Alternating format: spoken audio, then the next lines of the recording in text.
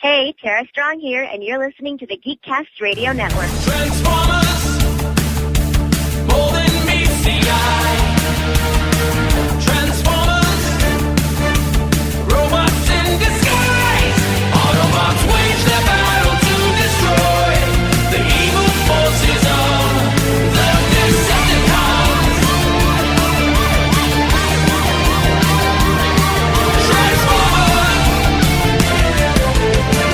Transformers.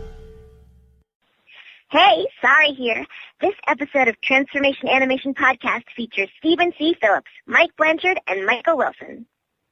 Hello and welcome to episode 3 of Transformation Animation Podcast. I am one of your hosts, Steve Jim and Mike, and joining me is Steve Megatron. Hello. Good day, sir. And PecanCtMichael. Hey, how's it going? Not a very enthusiastic greeting, but yeah. It's we late. just We're came tired. off of recording a 1 hour, 48 minute long Dark of the Moon discussion where the three of us joined with Optimus Solo, the Cybertronian Correspondent, talked about Dark of the Moon in depth, our thoughts and all that stuff. So yeah, that's what we've been up to. So let's get into some episodes. I like your style. I think we can teach each other a few tricks. If I wasn't about to, hand you over to the Decepticons. Step away from the Autobot! Wait, I know you. EMP generator, right? I'm not good with names and faces, but I never forget a trophy. How's the old bucket? Still dented? Maybe I should pound the other side and even them out. So first up today is the thrill of the hunt. Ratchet thinks back to the time when he served in the Cybertronian War as a field medic. During the fighting, he was sent to rescue a intelligence agent named RC who was injured during the fighting. The intelligence code she possesses could turn the war in the Decepticons' favor. For that reason, Megatron sends the bounty hunter for hire Lockdown to capture her, snagging Ratchet in the process. Back in the present, Lockdown has resurfaced and uses Ratchet's EMP generator to capture Optimus Prime. Recruited by Blitzwing and Lugnut to locate the Autobots who destroyed Megatron, Lockdown is revealed to be just a bounty hunter who doesn't care about the Decepticons' cause and just does it for the upgrades that he can get. Ratchet eventually defeats him, reclaims his EMP generator, and saves Prime, and opens up about his experiences to his leader. Well, Kevin should be happy. This one focused pretty much all on the robots. I mean, there's virtually no humans in this episode. So true. That was a good episode. I enjoyed it. When I first saw the car, I was like, ooh, mysterious car. And I liked in the flashback that we see an animated version of a war-torn Cybertron. I really enjoyed that. RC, yay! Thank God they didn't make her a tool for the Rodimus Springer War. That's all I'm going to say on that. That's all you're going to say. Leave it alone. Yep. Lockdown is a badass. He has no choice to be a badass because Lance Henriksen is the voice. Yes, that is so awesome. He is awesome. He has the best voice. He talks more quickly than voice actors usually talk, but you can kind of give him a pass because he's just so awesome. Yeah. I didn't write the second part of this next note down, but I realized it as I was watching the episode afterwards. When they are fighting Lockdown and his ship and all that stuff, auto guns with Cheetor sound. Was it Cheetor sound? It was the Cheetor guns. I swear to God, I'll have to go back and watch it, but I swear to God, it was the Cheetor gun sound. It didn't. I wasn't specifically listening for it. I was, so psyched that Prowl had jumped up, cut one down, and used it to shoot all the other guns. I thought that was. I cheered. I was like, yeah! Yeah, that was pretty badass. It was. Codes crucial to the war effort. Interesting, and that's all I'm going to say on that because we know what happens, but Kevin doesn't. So that's one of the things I didn't mention to you guys off air. I specifically have to try to avoid the spoilers because Kevin will get pissed, and he won't listen to the podcast until we finish. And my final note, is it just me, or did I hear a bit of G1-esque music at the very end of this one? Kind of like a G1 outro, type, like the first, the main Generation 1 theme. I could have sworn I heard like a 2 notes of the outro. I didn't hear that. I did like the soundtrack for the episode. Yeah. They had a really nice rock riff that started when Bumblebee started chasing Lockdown. Yep. It sounded pretty cool. I mean, it's not Batman Beyond, but it's still pretty cool for a cartoon soundtrack. Yeah. Oh wow! I just noticed none of my notes. Bumblebee must be getting better for me because none of my notes include Bumblebee as being a dick again. Well, he didn't take center stage in this one. That's true too. I was gonna say, of course, this is a Ratchet-centric episode, Yeah. so. And there was no Sorry, so normally you've got Bumblebee and Sorry doing their own thing. But she wasn't at this at all. Kind of leaves you to wonder where they were and what were they doing during this episode. Dude, she's like 8. Wait until like season 3 before the Bow Chicka Wow Wow. I love the line, oh no, Bumblebee was in this, because in the beginning he said, what crawled up your tailpipe? Yeah, but what I'm saying is, as you said, it's not a Bumblebee-centric episode, so his dickishness didn't really overpower it. Yeah. But I did like the Ratchet flashback, and that they called him Field Tech Ratchet, and he had both of his horns. Yeah, that was kind of cool. I like that. I like that his voice was toned down. It was much less gruff and old sounding. Yeah. It's a testament to the voice actor that he's able to go from rah, rah, rah, to more of a normal sounding voice. Well, Do that again. Rah, rah, rah. Yeah. I can't do it. I don't do voices. I hope Yamo's not anywhere near you because you sound like a dog when you do that. Oh, he's sleeping over here. He Corey won't go without 5 feet away from me, but he's still asleep. Corey Burton has a very, very wide range. I mean, just look at Ratchet compared to Megatron. Very wide range Corey Burton has. Right. The I don't want to say that there was a love interest here, but there was definitely something between Ratchet and RC. Oh, yeah, you could see that. Yeah, well, I mean, it may have just been, way back when Ratchet had a good bedside manner. He was, more friendly. But this looked like it was a little more than just friendly. It looked like he was hitting on her. Which, you really shouldn't do to your patients. Despite how cute they are. Well, she's pink. She had, it's inferred. No, there was more of an emotional attachment here rather than I want to suck your robot juices out. Dude. You We're said not going it, not down me. that path this time. Yeah. It's like, Well, we gotta have some sort of crude humor. I mean, it's not as dark as at this time. It's not as dark as Barney and Megatron, but No, but there's a lot of cute scenes here. Like Ratchet, when he first finds her, she's like, "I can't feel my leg." It's because her leg is gone. And as dark as this could be, right, as they could have made it, he actually touches her leg and it's like, bzz, and he says, "Oh, well, you're in shock." Because he got shocked. it's stating the obvious here. I know. I thought that was funny. I'm like, oh, because he shocked her. That's funny. But another Bumblebee quote where he tells Ratchet that you freezed up like a crankcase in December. There's a lot of car-related humor here. Oh yeah, we'll get to the car-related humor later as well because I found a car joke with Bulkhead later in the podcast recording here. Yeah. Lockdown divides and conquers.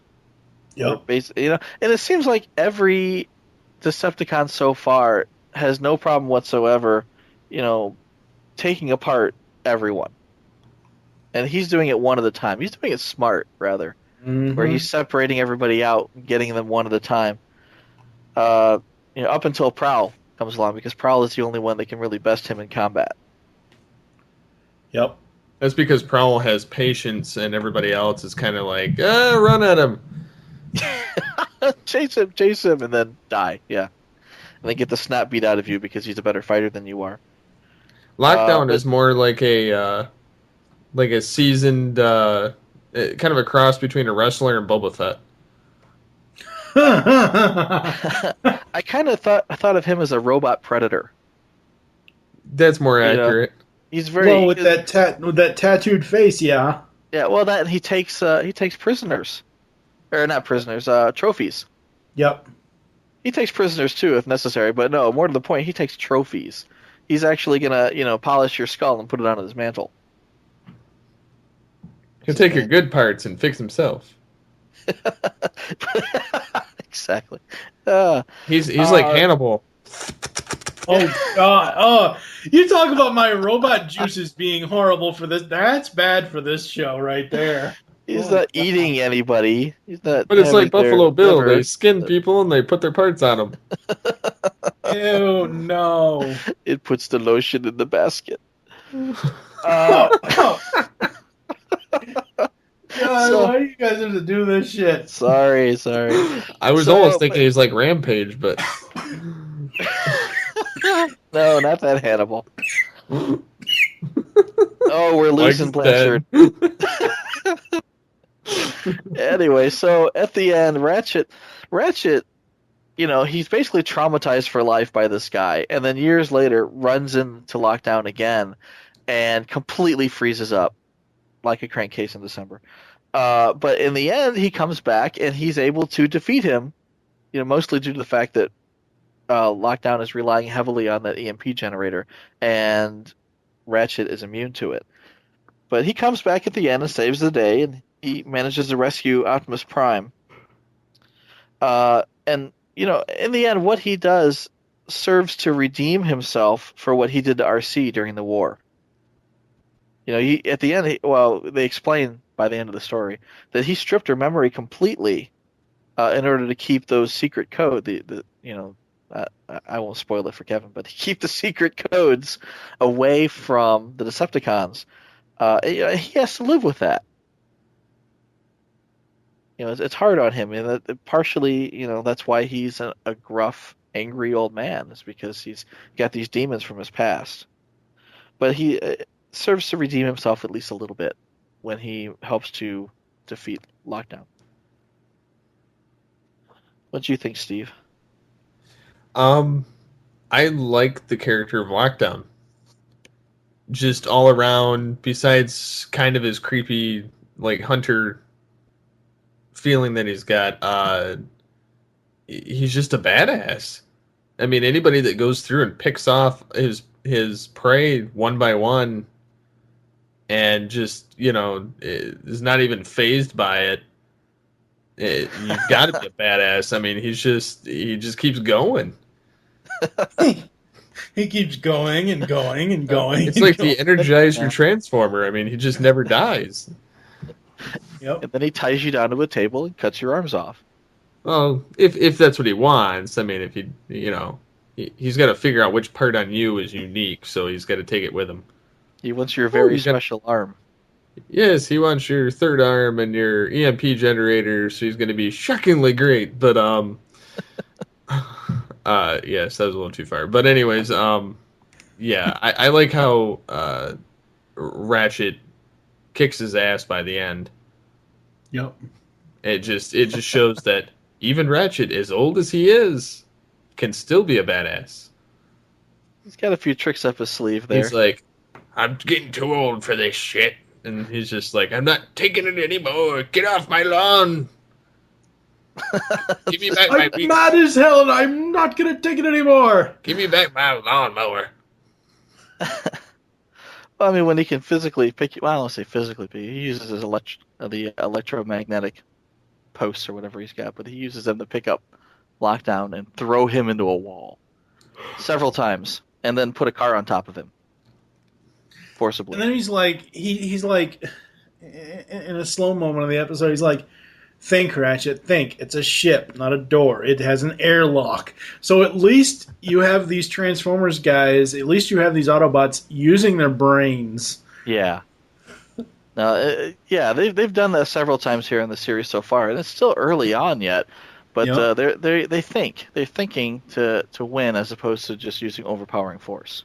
Like the Unicron trilogy. Yeah.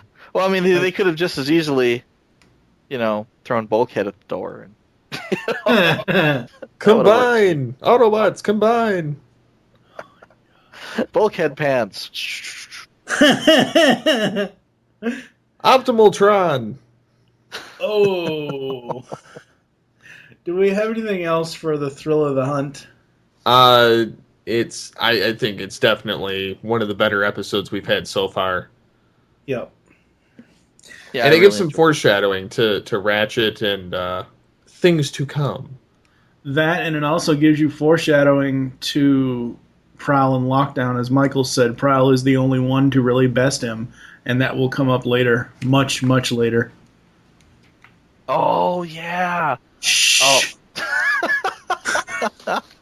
Don't say it. Spoiler-free zone. Oh, that is one of my favorite episodes too. All right, so we're moving on. Right, transform and roll out! In your original vehicle mode. Listen up. We need to approach with extreme caution. He's carrying unstable dystronium. Dystronium? Why would a small-time crook want to steal dystronium? You think that's what turned his hair white? White hair in organics is usually a function of age. Age. That's it. Bumblebee, what are you doing? Using my head and my thrusters.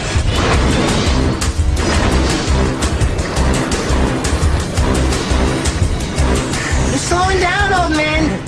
And now you're going down.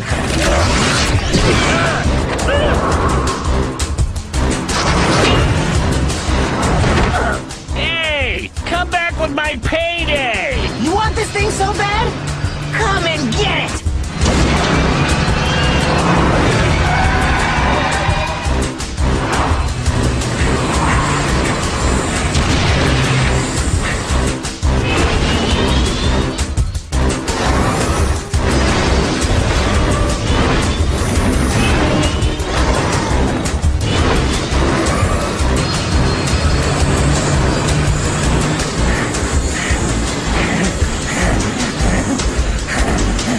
What's the matter, old-timer? Running out of gas?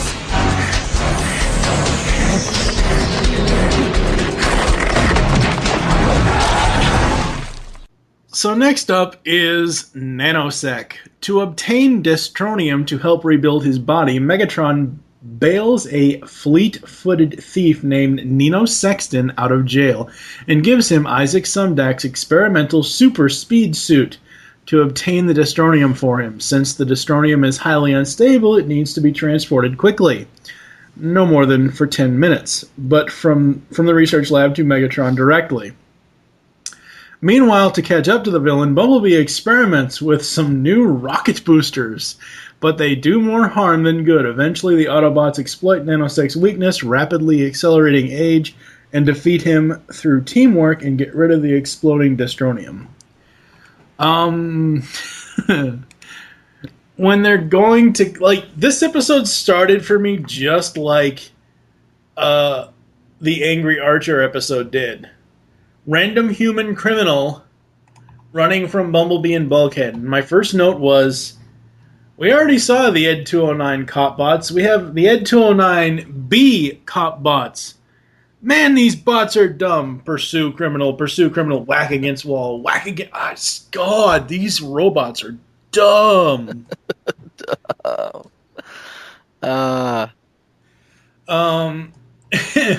Bumblebee and Bulkhead are arguing, so Nino decides that he's going to run away, and Bulkhead stupidly uses his wrecking ball on a wooden pier He goes, "You mind? We're talking here." Why does this remind me of the line in Spider-Man, "Shh, Mom and Dad have to talk"? It's the scene where Spider-Man puts webbing over J. Jonah's mouth because he and the Goblin have to talk. Yeah. That's funny. Do you mind? We're talking here. I know. That's probably the only line I like from Bulkhead so far. Oh, no, he's funny. During this whole scene, while they're chasing Nino around in the beginning, there's fireworks going off. And it makes the scene look cool because, when the pier caves in and Nino's hanging by a stick, right? And he's like, "Help, help!" Optimus Prime actually pulls him out. And they frame, Nino looking up at Prime, and all around him are these fireworks. Yeah. And I'm thinking, is this supposed to be 4th of July? It could be, yeah. Because the next episode takes place in October. Yeah. So it's like, what exactly is the time frame here? Not that anybody knows and or cares, but it's just like, okay, something to think about. Now that you mention about Optimus pulling Nino up and about the dock being destroyed by Bulkhead, the first thing I can think of is, oh my God, it's a super shredder! Because the dock collapses when Shredder becomes Super Shredder, and the dock collapsed because Bulkhead did something stupid. Have you got your processor up your exhaust port? Oh, I literally, I know internet and all that stuff. We use LOL all the time. I literally laughed with that one. Yeah. That was funny. I'm going to jinx myself here and say Bumblebee is slightly less of a dick in this episode so far. Well, he actually ends up heroic by the end. Right, yeah. And again, this is another one of those episodes where you start off in the beginning, he's kind of like, oh, I'm going to make dumb decisions, and then toward the middle, he's learning, and at the end, he's learned his lesson, and everybody's the better for it. And TFA Bumblebee is the animated version of Sam Witwicky from the Transformers live action movies. They make him the douchebag of the week, and then they give him all the character development, and then they take it away from him in the next episode. They take it right back in the next episode. That's right. Prowl. Okay, this is what really bugs me, and this is I can kind of see what Kevin was saying about these being metallic beings and all that in last episode in episode 1. Prowl having his foot on Nanosec would crush the human. Yes, I know Prowl has all kinds of control and balance and all that, but as I said, like Kevin said in previous episode, these are metal robots. Damn it, Nanosec would be dead. Well, it was the same thing when Prime reached down and grabbed Nino as he fell from the pier. I'm thinking that would crush every bone in his hand. There's just no way. Yeah. Bumblebee, even though he becomes the hero at the end again, he has the worst what the fuck moment in this episode. Instead of transforming after coming to a complete stop on the train tracks, he just sits there, and then Bulkhead comes in and destroys the train to save the moronic robot. He pulls the train back, yeah. Why couldn't he just transform and jump out of the way? That's what I'm saying! It's like, wouldn't that have made sense? I mean, honestly, if that was me, I just would have transformed to the last second and dove right past the train. I mean, that would make more sense. I mean, he could have dove past the train and then re-transformed. Yep. I mean, granted, you're supposed to show that Nanosec is faster than he is, but he didn't have to almost die by getting hit by a train. I know.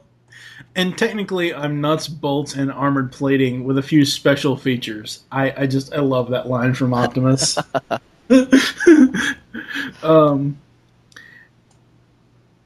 Nanosec. A human gets Prime off his feet with the cable from his own weapon. Boo! When I was watching this, I was thinking, go for the legs. It may be our only chance. Yeah. Optimus Prime is not a AT-AT. I know. I just thought that was funny. My final note for this one, I think back when they were out in the galaxy that they had their Cybertronian modes, Bumblebee had a different battle mask. I cannot be sure about this, but I like the one that he uses here in this episode a lot better. One final thing I will say before I give it to Michael or Steve is when Bumblebee was coming back down into the atmosphere and he was burning up, I screen capped it because, oh hey, it's Cliffjumper, because he turned bright red. I like that he was red, and I don't consider it a Cliffjumper homage, though, because Cliffjumper actually shows up. Yeah, I mean, he shows up later. I get that, but yeah, I mean, to someone cool. who has just who hasn't seen the series, they would have noticed that as a Cliffjumper reference. Yeah, a red Bumblebee is automatically Cliffjumper. That's right. In any other continuity, but in this one, Cliffjumper he actually looks different. Same alt mode, right? But I mean, they make him look different. I don't even think we see Cliffjumper's alt mode in the series. Only in the toy. Well, right, yeah. He never actually most of the time he's just sitting behind a desk. He doesn't actually transform. Yeah.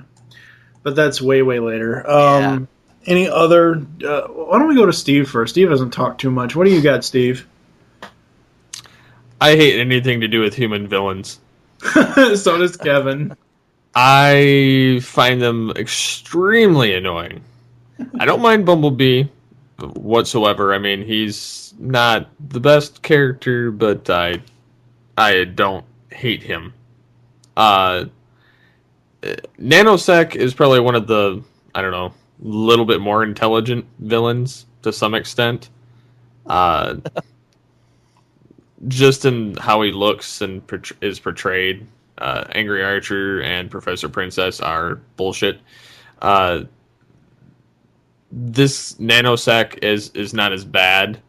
One of the things I noticed about the Decepticons say that Destrononium is necessary to build parts of sufficient quality.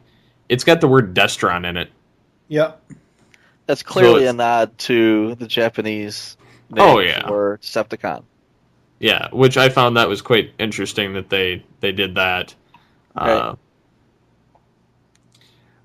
As for at Nanosec, I did not like him whatsoever. And then of course, Sorry and her stupid key. Yeah, the key. She played a minor role in this. I mean, yeah, I barely noticed her this time. No, I liked it when she used her key to help Bumblebee install his rocket boosters. Because then when he first uses them, she's in the driver's seat, and her whole face is like, she's got that rocket propulsion going on. And then once they get over that, they're like, "You rock! No, you rock! No, you rock! No, you rock!" I just thought that was adorable. I like that a lot. Yeah. But yeah, she's not annoying or anything. Didn't Nanosec he get aged? Yeah, that was the weakness, and Bumblebee figured it out. He has to go as fast as possible to where Nanosec has to go faster. But as Nanosec uses the suit ages him. So that's how he died of ageism. Or not died, he didn't die, but he got weakened from ageism. He just turned into Grandpa Simpson. Well, he's almost like how they used that Flash from the Justice League movie, the alternate Earth. They made him go so fast. Yeah, he went so fast. He became extremely old and just died. Yeah, but it also reminds me of Vulture from Spider-Man. Yeah, Vulture. Vulture was initially old though, and then he used the Tablet of Time to get young again. So that's kind of he used his suit to sap life out of people. That's true. Younger. So this is actually kind of a reverse thing, but it's still kind of weird. I wish he would have died. 10 years older. I wish Nanosec would have died. Oh. I just, yeah. Does he show up in the League of Evil or League of Evil? SUV, Society of Ultimate Villainy. Yes, he does. I think so, yeah. Okay. Did you notice At they least used he doesn't die then. They used the term Big Bot again in this. Yeah. Yeah, Bumblebee uses it. Oh, I didn't notice it. Yeah. Yep. And they do use it throughout the series, so Kevin, sorry about your luck, dude. I remember the first episode, he's like, I like the reference, but I hope they don't use this again in this series ever. Sorry about your luck. They use it throughout the series. Anything else, Steve? No, other than I don't like this episode. It should burn in a fire. Other than the only significant plot device was Bumblebee got jets and Megatron is scrounging up materials for his body. Yes. Right. What about you, Michael? What did you not like or like about the Nanosec episode? I think that any human enemy they're going to introduce after Meltdown is just going to pale in comparison. Yeah. Yeah. I like that. I like his name, Dino Sexton. And it sounds kind of like Nanosec, but it isn't until he actually robs a bank and the bank teller says, "The money disappeared in a Nanosec." And then Nino's like, "Hey, I like that." Arguably lame. Might be lame. I don't know. I kind of enjoyed it. I think, again, this is targeted toward children. They're probably gonna, giggle over it more than we will. Yeah. Yeah. That's creepy. Don't do that again. Stop it. Megatron speaks. We get, Megatron talks, and he says, He talked last episode too. Yeah, but I mean, he actually comes out and says, "Don't tell my Autobot friends." He says, "I don't want them to see me in this weakened state." Yeah. Yeah, yeah. So they're keeping up the charade. Yeah, so far, right. The facade. Bumblebee gets his booster rockets, and I like this because the rockets were on the toy. Yeah. I think those are cool, and they work in both robot mode and vehicle mode on the toy too. So they finally give you a prop that's actually usable. Exactly. And the question becomes: are the rockets a gift from Sumdac, or did Sari just steal them? Sari just does whatever the hell she wants to do, just like she's like in the beginning. You guys need a place to stay. Here's this abandoned auto factory that my dad doesn't even know that he has. Yeah. Well, and that leads me at the end where you've got I'm jumping way ahead of all my other notes here, but you've got Sumdac and Megatron just kicking back and having a beer, and he says, "I wonder how that criminal got my super speed suit." And Megatron's like, "I believe it was an inside job." And it's funny, but the first thing Sumdac should have said is, "That fucking Sari's been in my lab again." She just runs off with anything that's not nailed down. Someone's gonna have to spank her and just tell her, "Daddy, no. spank! Don't spank me, Daddy! Stop!" But no, swiper, no swiping. Oh God! Come here, Sari. We must spank you with my robo drone. Come here, Megatron. You must spank my girl with my big hand. With my big hand. What's funny too is we were talking about parallels between the first Transformers movie and this, and I think in the last episode we were talking about the Cosmic Cube or the Allspark. Yeah. Being analogous to the. He said aglet. A-G-L-E-T. I forget how the song goes now. Damn it. Phineas and Ferb reference. Sorry. Yes. Yeah. Anyway, but yeah. So there's that, and then there's completely lost my train of thought. Oh God! Something about the Allspark and the comparisons between the movie and this. Yeah. and I lost it. You threw out a Phineas and Ferb reference and completely derailed my mind. All right, move on. All right, and moving right along there. Yeah, so I like the Megatron, the way he uses the high-speed pulse messaging. So that that was cool. Yeah, Nanosec is running really fast, and he sees this giant Megatron head in front of him, and it's not like a dismantled Megatron head; it's Megatron. Yeah, which I thought ruled. Yeah. It was a little less believable when his face popped up on an ATM. I thought that was cool, though. It's like, first of all, here, let me send over, Sumdak's bank account numbers. Well, again, it goes to my point earlier in the last episode of the podcast. Megatron is tied into his system. Think of Megatron as the Brainiac of Transformers Animated. He can do anything. Yeah, Until he builds a body. System. Except build a body. He needs the key to do that. Well, we got a few more episodes before we get to that. Right. Give me life. So he's lacking the Destronium, the Destron metal. Oh, that's what I was going to say. The parallel to the movie was when Old Man Witwicky finds Megatron in the Arctic. It's his head and the hand that he falls into. And now in Sumdak's lab, you've got Megatron's head and Megatron's hand. That was a really roundabout way to get to that particular point. Sorry. There you go. Yeah. I like that Prowl is trying to teach Bumblebee patience. He's very zen. And then he turns on his holographic writer. Yeah. That's cool. I like that, And I like the fact that... What makes it cool is the holographic writer turns to Bumblebee and says, happy. Exactly.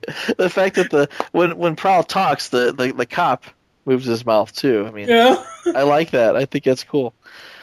They made a reference to I-94 that goes through Detroit. It's funny because I take I-94 to work. So, funny Midwest reference there.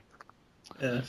Bumblebee, I don't know if he said this before or not, but the Bumblebee-isms pop out in this episode. He says, I'm the fastest thing on wheels. Yeah. Has he said that before? I don't think so. And the other one is, he says, let's motor. Yeah. Let's motor. Yeah, I don't mind let's motor, but I've said it before and I'm probably going to say it again in future episodes. The problem with Bumblebee is the ego. I just don't like the ego. But I really do like let's motor. That's a good saying. I like that. Let's motor in Motown. They're in Detroit. Exactly. You're killing me. What? It was right there. It's funny. That's funny. Anything else on Nanosec? Fire Guts Bumblebee. That's a Japanese reference. Yeah. Anytime a character turns red, they repaint him in red translucent plastic and call him Fire Guts. Yep. So, Fire Guts Bumblebee.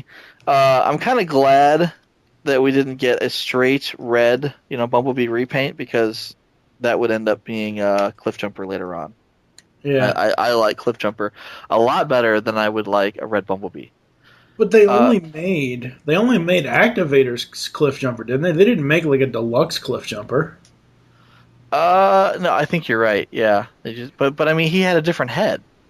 Right. Well, I mean, normally the only one I can compare is War for Cybertron. Bumblebee Cliffjumper War for Cybertron. It's the same body, but the Cliffjumper has a different head. Right. All right. Exactly. Well, they did the same thing with the Seeker jets too. I mean, sometimes you'll get a Seeker repaint in an Activator size, and sometimes you'll get a Seeker repaint in a Voyager size. Yeah. Yeah. So I mean, they kind of go back and forth. Yep.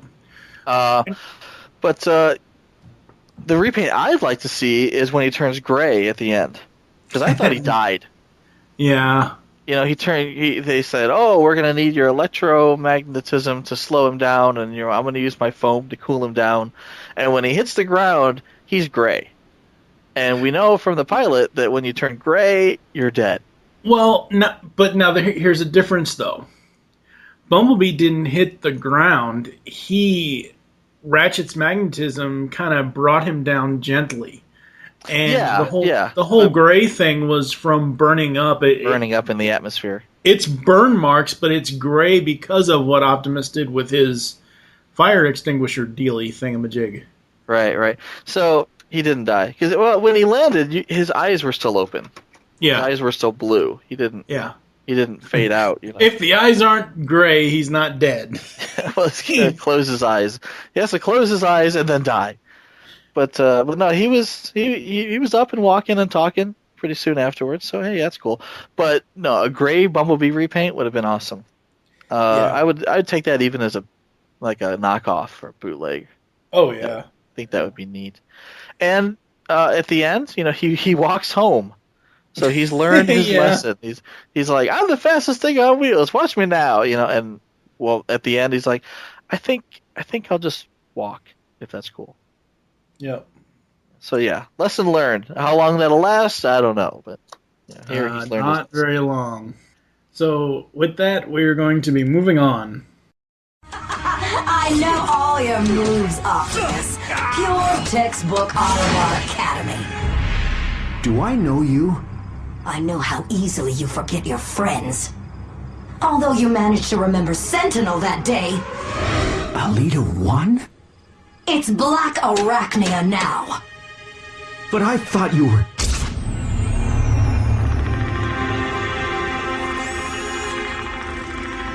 If either of you had bothered to search for me, you would have seen what happened. I tried to use my downloading power on the spiders, but I ended up infecting myself with their organic venom.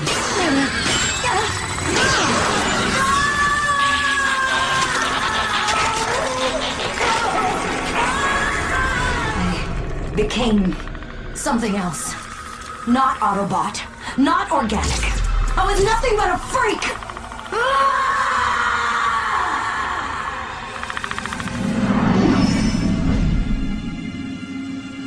Your organic half must have matched your energy signature. Had I known, I would have... What? Brought me back to Cybertron to be dismantled and examined on some lab table? So, you allied yourself with the Decepticons instead. At least I know where I stand with them. And finally up today is Along Came a Spider. It's Halloween, and Sari introduces the Autobots to Earth's custom and candy traditions. However, the entire affair brings up bad memories for Optimus, who is haunted by the ghosts of his past, specifically when he and his fellow bots, the cocky and arrogant Sentinel Prime, and power-mimicking Elita 1, were looking for a crashed Decepticon ship loaded with Energon cubes. When Sari takes Bumblebee and Bulkhead trick-or-treating, the spider-like Decepticon Black Arachnia, formerly Elita 1, shows up and targets Sari's key. She wants the key to get rid of her organic half that she got when she was on the organic planet infested with giant spiders. The spider's venom somehow mutated her Cybertronian systems, making her a freak. After seeing how Sari's key can heal Autobots, she wants to use it to purge her organic half. However, her body can't survive without her organic half. Now, as a result of using the key, she nearly kills off all organic matter in the entire city, which includes herself and Sari. Optimus gets the key away from her, and Black Arachnia escapes alone once again. I love Prime's analysis of Halloween. What did he say? God. So it's just dressing up and bribing people for this, sugary confection type. I don't know. It's one of the quotes in the episode. So Okay. Just his simple-minded. Not really that Optimus Prime is simple-minded, but just the way that they're introducing the humans, the way they're introducing the robots to Earth and humanity, Yeah. I find it really I find it really good because the Autobots don't get it. The Transformers just don't get it quite. Yeah. They think of everything literally. Yeah. It's kind of like going back to like the first couple episodes when Prime first meets Sarah and he's like, "How do you get those smaller organics?" Oh. Yeah. Okay. Well, it's even worse. It's like, what's baby food? It's like, Yeah. Is it food actually made out of babies? And they see everything as its literal explanation. Yeah. Kind of takes the wonder out of it. So wait, Optimus wanted to do the right and responsible thing of leaving the planet, yet Sentinel wanted to find the inner Johnny Goodness. What the fuck? I don't want to say that this is out of character for him. It probably isn't, but my point is that in the first part of the flashback, Optimus is trying to be the responsible one, and in the second part of the flashback, when they've already left Elita, Optimus is like, "Oh, well, we have to go because the planet's going to explode or something's going to happen." Blah, Yeah, blah, all the blah. Energon was about to go up, and they didn't. Yeah, want the Energon was about to go up, did. and Sentinel's like, "No, we have to go back for her." Right. I mean, I liked seeing Prime's Cybertron mode again. I thought that was cool. Yeah. And I liked Elita 1. I mean, I liked seeing her. She wasn't, the leader of the Fembots here at this point. She's still young and she has a ponytail, which I thought was kind of funny. But no, it was a nice flashback scene. I'm wondering if they're overusing flashbacks at this point, because we just had Ratchet flashbacks and now we've got Prime flashbacks. But it really serves to push the story along. Yeah, it does. Again, a LOL moment. Sari's costume and impression of Optimus is priceless. It just is. I don't sound like that. I like Bumblebee's reaction. Eek! It's big, black, lots of legs. Ah, real monsters. Even though he doesn't say "ah, real monsters." I added that in. Bumblebee as a vampire and walking all over Bulkhead's fumigation tent costume is kind of cool. I like the vampire costume. I'm really surprised that somebody, like Unicron.com or the Lucas Brothers or something, didn't come up with like a costume for him, so that you could put fangs, like stickers or fang stickers, or a cape on him to make him look like it's Halloween costume. Yeah, I totally would have bought that. Yeah. So basically, Elita 1's power is a Transformers version of Rogue from the X-Men. Really? I was so gonna say that. Yeah, that's basically what she does. She absorbs people's power.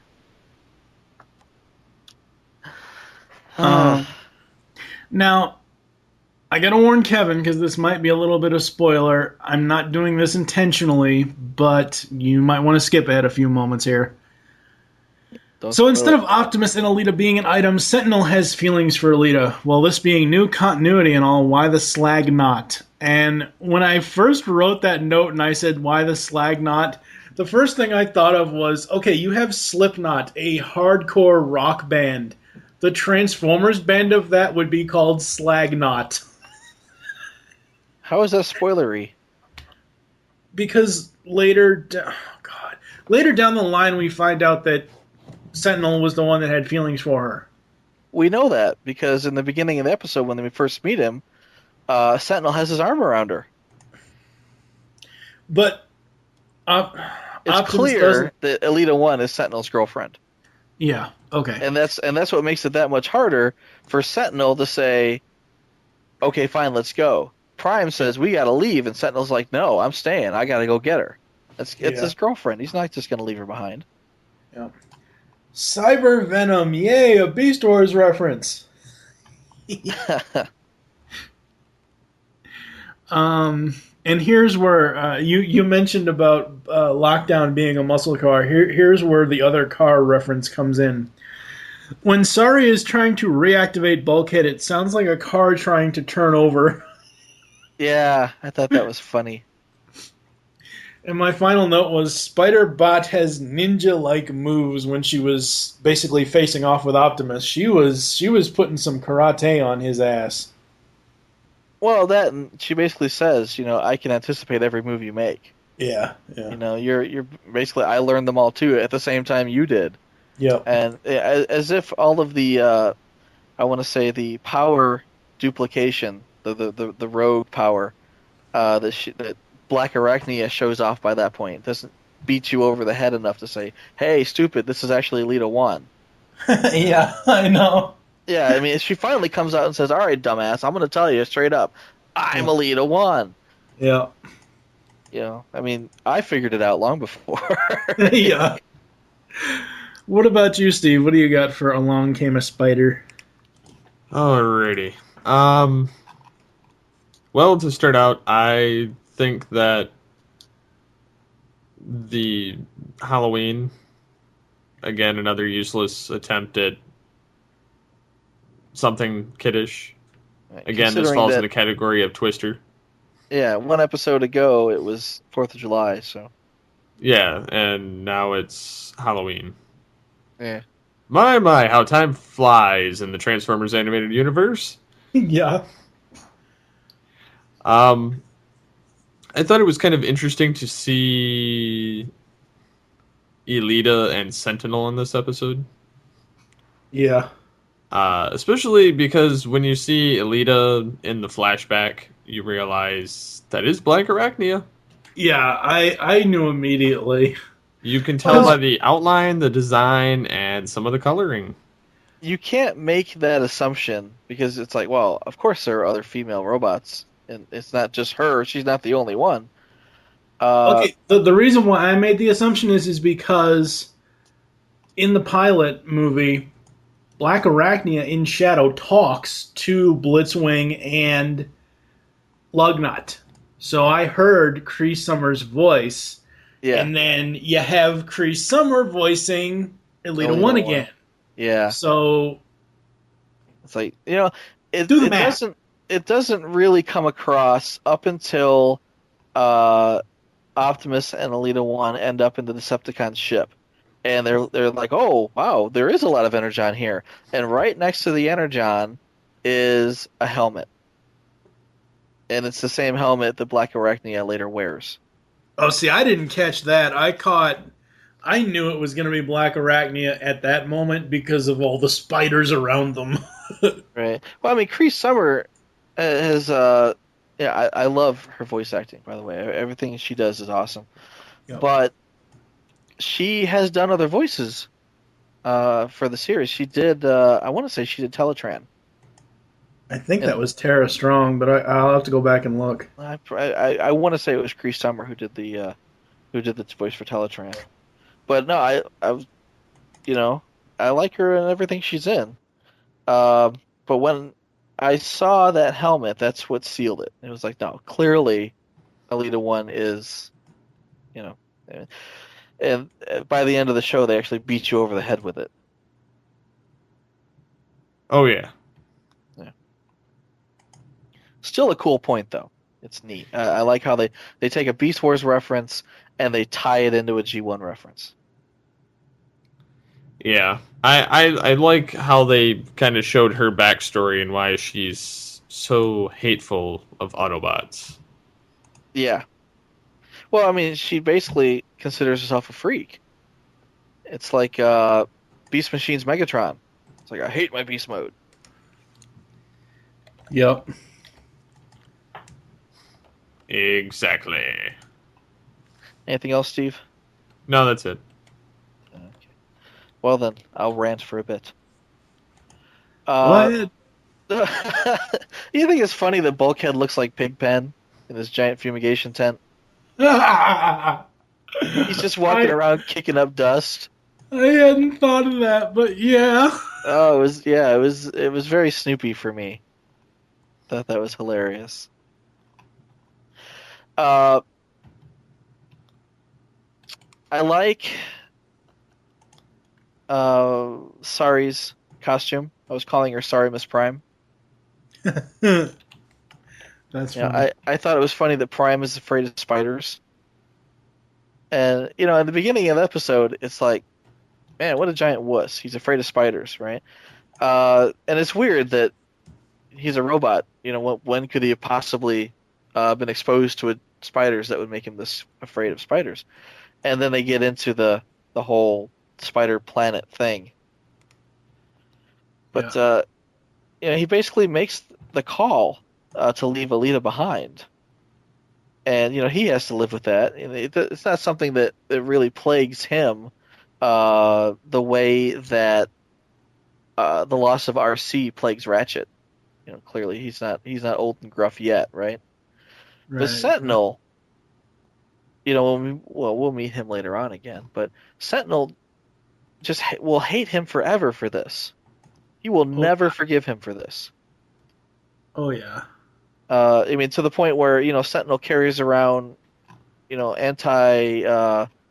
organic bug spray wherever he goes. It's just weird how it all ties together. Agreed. Black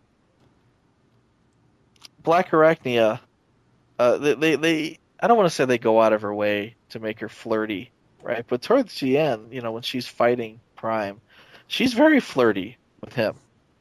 And sex appeal doesn't negate the fact that you just tornado transformed.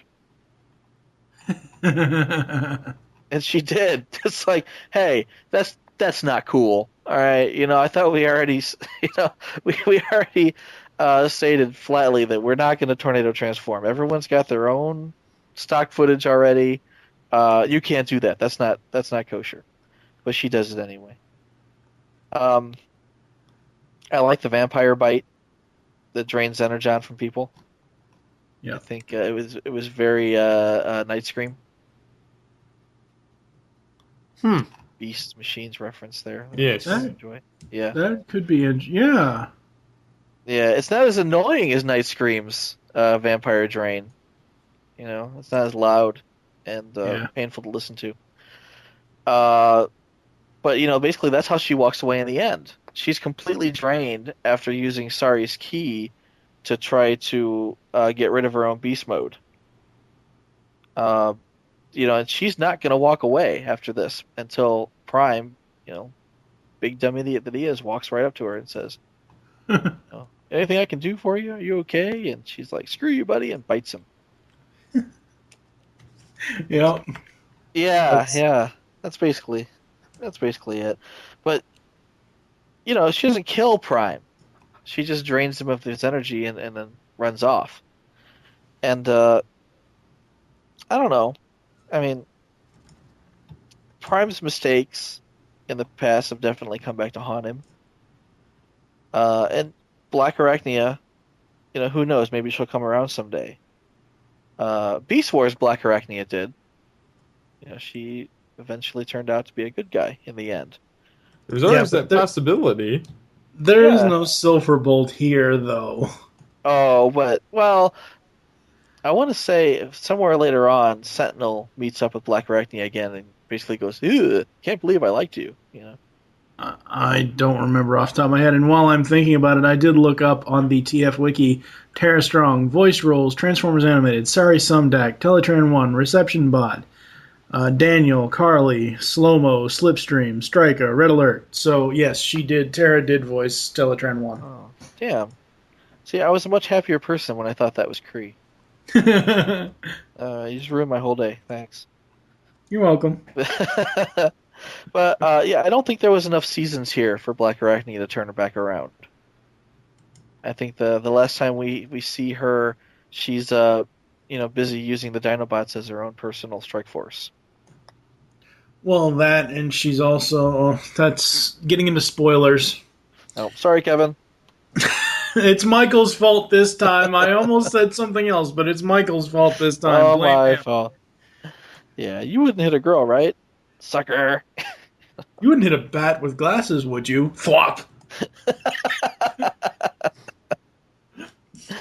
All right, so anything else in Along Came a Spider?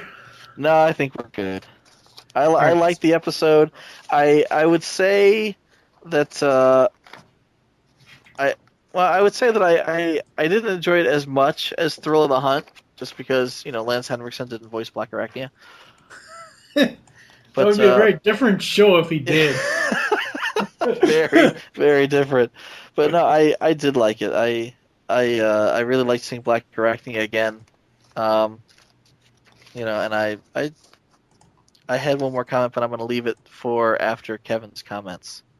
And I'm sure all three of us, Steve included, can agree that out of the 3 episodes today, Thrill of the Hunt and Along Came a Spider are the best ones. Yeah. 2 out of 3 ain't bad. We're going to head to some ads. We're going to go to Cybertron after that, and we're going to come back with the outro. Transformation Animation Podcast will be back after these messages. Here's quote number 1. Humans call it playing possum. Don't ask me what a possum is. Here's quote number 2. Didn't you used to be a redhead? And quote number 3. So, the purpose of this Halloween is to disguise yourself in order to frighten strangers and extort sugar-infused nuggets. You say that like it's a bad thing. Finally, quote number 4. Optimus, Elite 1, get your fan belts in gear. Soundwave, jam that transmission! Rumble Frenzy, Ravage Rat-Bat, Eject, Operation Interference. No, there will be no Operation Interference. I am TFG1 Mike, and you should be listening to my very first podcast, the TFG1 Podcast. 24 episodes covering the entire U.S. run of the 1984 Transformers cartoon. I also have a few supplemental episodes and an interview with Stan Bush. I bring in guest hosts who will be full-time co-hosts in Steve Megatron and fan of the show now co-host PecanCtMichael. So check out the TFG1 Podcast. You can find it on iTunes and the web at www.geekcastradio.com. Transform and roll out!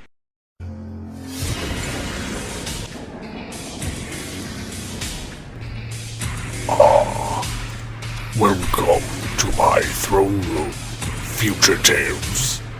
The Beast Unleashed podcast is over, not gone. You can hear more of this great podcast, discussing all the episodes of Beast Wars and Beast Machines on GeekCastRadio.com. We include voice actor and writer interviews with stellar hosting by Steve, Mike, and Michael. Head on over to iTunes or the net, or else I will send you my vehicles to extract your spark and destroy you. Yes.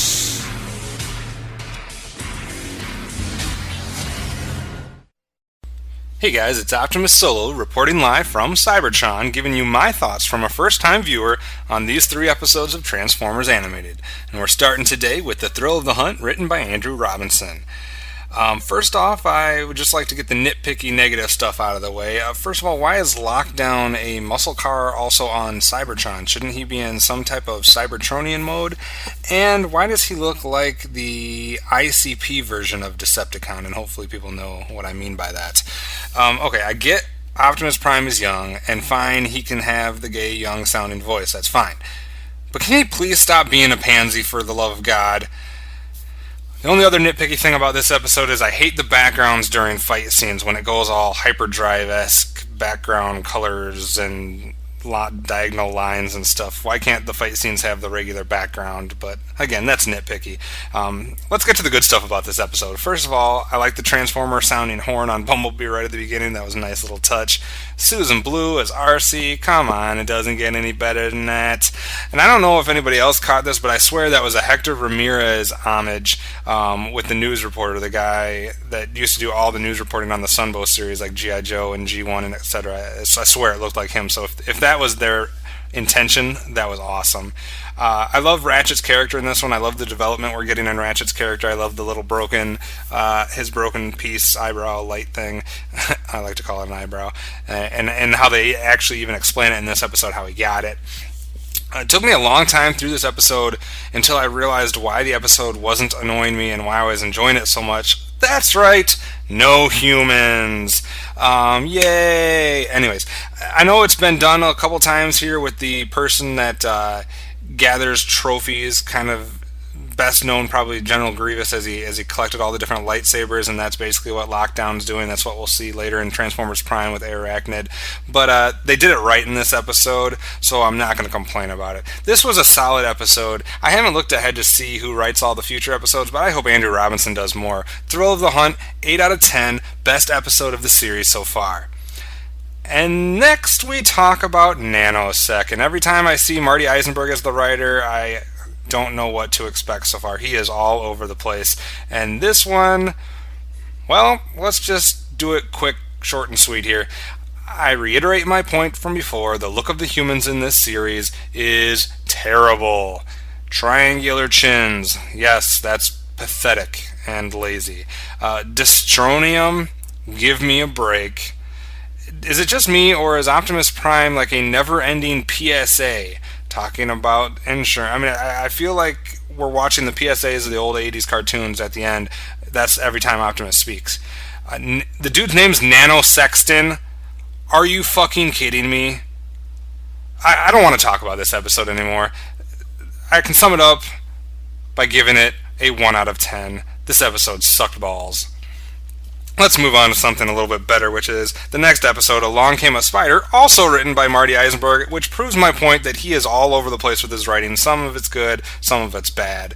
It's episode 9, we're finally getting some Optimus Prime character development. About damn time. So Black Arachnia is the female version of Lockdown? Seriously, guys, that was 2 episodes ago, and we're already reusing a bad character that's collecting trophies or gathering stuff from old people. I know it's not exactly the same, but it seems like we're reusing that a little bit. But so far, they've done it right both times. It just seems weird that just 2 episodes we kind of did the same thing. My biggest nitpick of this episode is probably the whole Halloween backstory with the humans and everything. That's kind of gay, but Grant Hill said I shouldn't say that. But I guess it goes along with the whole Spider Black Arachnia theme, so we'll let it slide. The Elita 1 Black Arachnia angle is clever as hell. The whole organic harkens back to Beast Wars thing. I was worried that I thought it was going to be trying too much to be like Beast Wars, but I think it just kind of straddled the line perfectly. And it was clever. You couldn't have necessarily expected that or seen that coming, so I'll give them credit for coming up with an original, unique idea and not just recycling stories that we've already seen before. Also, I meant to mention this before back in the first episode I was talking about today, but the first episode and this episode, when they're doing flashbacks, just proves how stupid it was in the very first episode of the entire series that they actually used G1 style footage, because now we had a flashback in the very first episode that flashback to G1 style, and now we've had 2 flashbacks that look completely animated style. And I'm fine with the animated style flashbacks. It's just another reason why they should have never used that G1 footage in the first episode. But just wanted to point that out. And the main reason I like this episode is because it has so far the single best line I've heard in Transformers Animated when Sari says about her key, quote, "Maybe I should give this key a rest," unquote. Hell, yes you should. Honestly, I would have given this one a 7 out of 10 until at the very last scene they made Black Arachnia cry. They had her crying, yes. So we're knocking this one from a 7 out of 10 down to a 6 out of 10. So those are my thoughts on these 3 episodes. We'll see where it goes from here. And now back to the crew on Earth. Now back to Transformation Animation Podcast. We are back here on Earth, and thank you to Kevin for his Cybertronian correspondence. As far as his thoughts go, really quick, as far as Thrill of the Hunt, leave Optimus alone, you solo bastard. Just leave him alone, damn it. No humans. Michael, any response for Thrill of the Hunt to Kevin? Not especially on the first episode. I mean, I think everybody enjoyed that one. Steve? Yeah, I am glad there's the no human thing, and then leave Prime alone. He doesn't deserve it. And then as far as Nanosec, we kind of already explained this, and I explained this to Kevin off air after I received his clip. Nino Sexton was the guy's name, and then someone said he had moved in a nanosec. Right. As far as Along Came a Spider... Back up. What, Nanosec? Comments on Nanosec. Oh, okay. Steve, anything? No. Okay. That's why I moved on. Well, I got two here. The first thing is that Kevin was complaining about the hyperspeed lines during action scenes.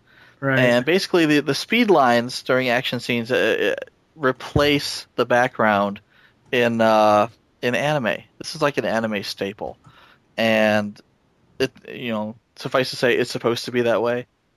Just because we mentioned this before, is that the show is taking a more of an anime-centric design. So yeah, I mean, it could be lame, especially with a series like this where the backgrounds are so nice. Yeah. But basically that's how it's supposed to be. And No, secondly, Destronium, we talked about this earlier. Destronium is a play on the word Destron, which is the Japanese name for Decepticon. Yeah. It's not something stupid like Avatar's Unobtainium. Yeah, and again, it's clever. It's not a cop out in the writing at all. Yes. Moving on to the last episode notes for Along Came a Spider. Steve, anything?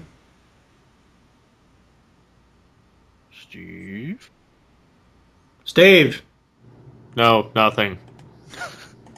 I'll have to make sure I either edit that lost him or he fell asleep again. No, I muted my mic. Oh, okay. I do that sometimes. Yeah.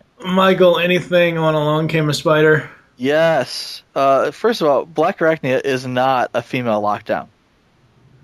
She's able to temporarily duplicate the signature powers of other robots. Alita 1 had this power earlier, and so does Black Arachnia. This is why they beat you over the head with the fact that they're the same person. She doesn't take trophies like Lockdown does. She's just using that same power, like Rogue. Yeah. And secondly, I liked Black Arachnia crying at the end. Honestly, she's been through a lot, and she has just met up and got saved by the guy who did this to her, for all intents and purposes. Yep. She needed a good cry. Anyone needs a good cry. Now, Kevin did go into detail with me off air about what his point was about the two similarities between Black Arachnia and Lockdown. Basically, what he's saying is he doesn't like the two character points having kind of the same power thing within so many episodes in between. Like, it's like one episode in between the two that use this type of power. Yes, Lockdown and Black Arachnia, it's different, but it's still, to a first-time watcher, it could be considered similar. As far as Alita 1, Black Arachnia's power, I actually did some research because I wanted to know if they were doing Transformers Animated Alita as a G1 homage. I mean, I know the name and I know all that, but I looked this up and I wrote this down. I copied it off of Wiki. G1 Alita 1. Desperate, Alita triggered her time-stopping power, which allowed her to save Optimus, but expended nearly all her life force doing so. But it kills her, yeah. Right. In Animated, you have, in her mutant techno-organic form, she makes use of her newfound cyber venom to paralyze her enemies and combines this with her natural ability to download and mimic other Transformers traits and weaponry for a limited amount of time with simple touch. Hope nobody told Lockdown. Well, I think that with her spider powers, right, I think the ability to mimic other powers is just overkill. It makes her too powerful at that point. Yeah, I would have been happier if she just didn't have that power at all. Yeah. I mean, she could have had, I don't know, a javelin or something like Lady J out of G.I. Joe. Prime has his axe, Sentinel Prime has his shield, and she has a javelin, and that would have been fine for me. It wasn't necessary to the plot. It was, I mean, yeah, she had duplicated Prime or Optimus Prime's grappler, and it faded out on her, and she fell to her death, or so they thought. she could have fell in any way. Prime could have been holding her in one hand and slipped, and she fell. Which would make his guilt even that much more deep. But it wasn't integral to the story. They don't bring it up again later on, as far as I remember. No. Yeah, I mean, honestly, she could have just relied upon it on her spider powers, and that would have been fine. The thing about Alita before she became Black Arachnia, Optimus kept pointing out, and she kept pointing out, her power does not work on organics. This, as far as she knows, right? But because they've never seen organics before. Right. Well, when that kept being said, that's what actually led me to search out and try to remember what G1 Alita's power was, because that's what I thought they were going for. I thought they were going for the time stopper power that just kills her. That's what I thought they were going for here with Alita 1 and Animated, but they went a slightly different way, and I don't mind it because it gives you all this character development for Optimus and Sentinel. Right, and yeah, especially Sentinel. It really shines a light on where he's coming from when you do meet him. Yeah. When he does become a main character, you really see just why he's so screwed up in the head. Exactly. It's like, why is Sentinel such a dick to Prime? Well, this is why. Yes. So thank you again, Kevin. Keep up the great work, and we hope you are enjoying the series. Thank you for joining us here on Transformation Animation Podcast. There's so ways to get in contact with us to leave feedback for the show. Visit the website, geekcastradio.com. You can comment on each episode post. Leave the show's feedback in iTunes. Please do this. Follow us on Twitter. The show name there is TFA Podcast. Mine is TFG1 Mike. Michael, what is your Twitter? PecanCtMichael. And Steve? SCP-21. Become a fan on Facebook. Go to facebook.com/geekcastradio network. Call the voicemail line. Tell us the show you're leaving a message for and your name. 502-526-5821. We hope you enjoyed this episode of Transformation Animation Podcast and wish you'll join us next time. We'll be reviewing 4 more episodes from Transformers Animated Season 1. Those being Sound and Fury, Lost and Found, Survival of the Fittest, and Headmaster, not Muster. Head Mustard. Head Mustard. For now, I am TFG1 Mike with... Apply directly to the head. Head on. What? Apply directly to the head. This is Michael Wilson. And Steve Megatron Phillips. We'll tap you again in 2 weeks. There will not be an episode next week because Michael is going on vacation. His wife kidnapped him. That's right. And we have to watch 4 episodes as opposed to 3, so it's going to take an extra week to get through that one extra episode. Blah-de-blah, blah, blah. Transform and roll out.